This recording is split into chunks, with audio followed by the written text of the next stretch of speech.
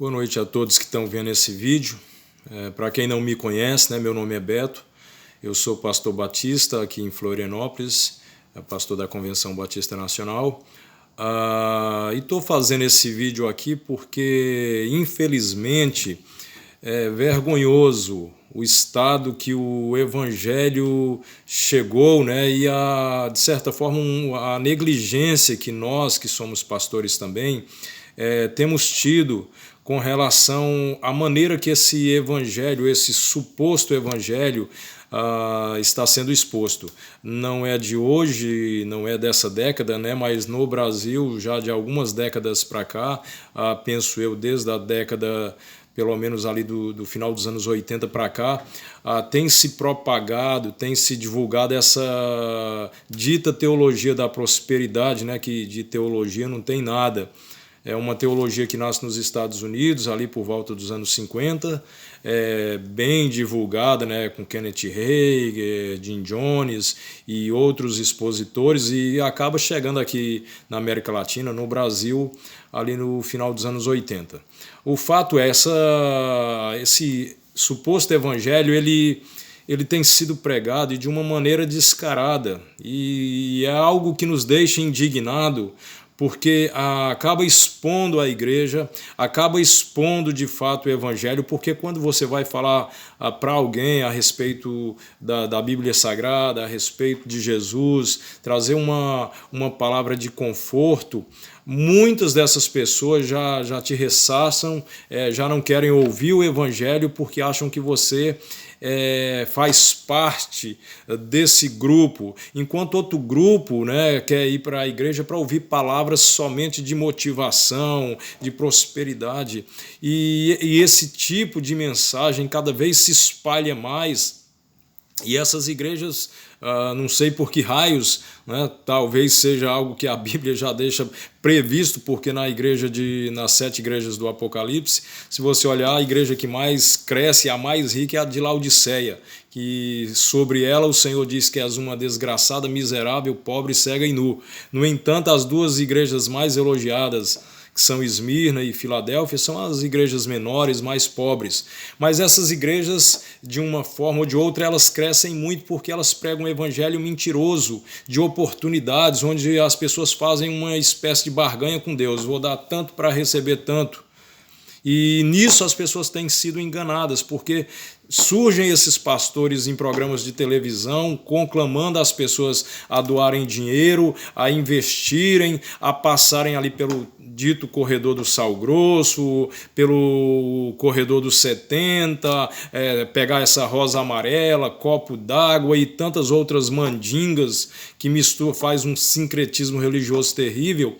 E essas pessoas de boa vontade, que às vezes estão passando situações terríveis, acabam o pouco dinheiro que têm entregando nessas igrejas e esperando que Deus as retribua, Porque é uma promessa que é feita por esses pastores, é que Deus vai te dar 100 vezes mais, 7 vezes mais, se você investir tanto, tem aí a dita unção do R$900, e esses pastores, eu não vou dizer o nome aqui, e nem dessas igrejas, que para mim não são igrejas, deixa aqui bem claro, são empresas que usam esse nome de igreja, usam o evangelho, mas de uma forma totalmente distorcida, totalmente manipulando as pessoas, mentindo. Esses pastores não são pastores, esses ditos apóstolos não são apóstolos, como diz Paulo em Coríntios e em tantos outros livros, são mentirosos, não são apóstolos coisa nenhuma,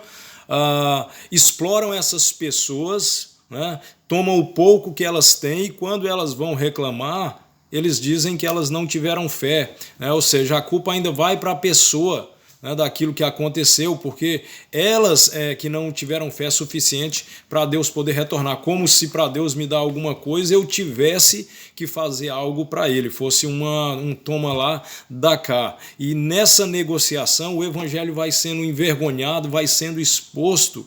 E claro, irmãos, eu sou pastor de igreja e sei que a maioria dos pastores são homens sérios, são pessoas que realmente prezam pela santificação das pessoas e não por explorar essas pessoas. Estão buscando ali o bem. E a igreja ela tem um papel de contribuição enorme dentro do Estado, né, na melhoria da vida das pessoas. Quantas pessoas deixaram de ser analfabetas, são ajudadas economicamente, com alimentos, por as igrejas que têm realmente um trabalho social, um trabalho evangelístico bíblico e baseado na palavra de Deus. Mas esses picaretas da fé, esses divulgadores de um falso evangelho, eles nos envergonham. Mas também é vergonhoso nós que somos pastores, que nós não denunciamos isso. Ficamos calados em nome da ética. Não, eu vou falar, não, vou falar, porque quem é que vai falar contra o homem de Deus? Não são homens de Deus coisa nenhuma. Esses caras são picareta de marca maior, estão enrolando as pessoas e de tabela estão nos envergonhando e estão colocando a igreja num jogo de sinuca, onde nós vamos perder, onde envergonha o nome de Deus. Tem que se denunciar. Paulo denunciou a tantos aqui na Bíblia, né?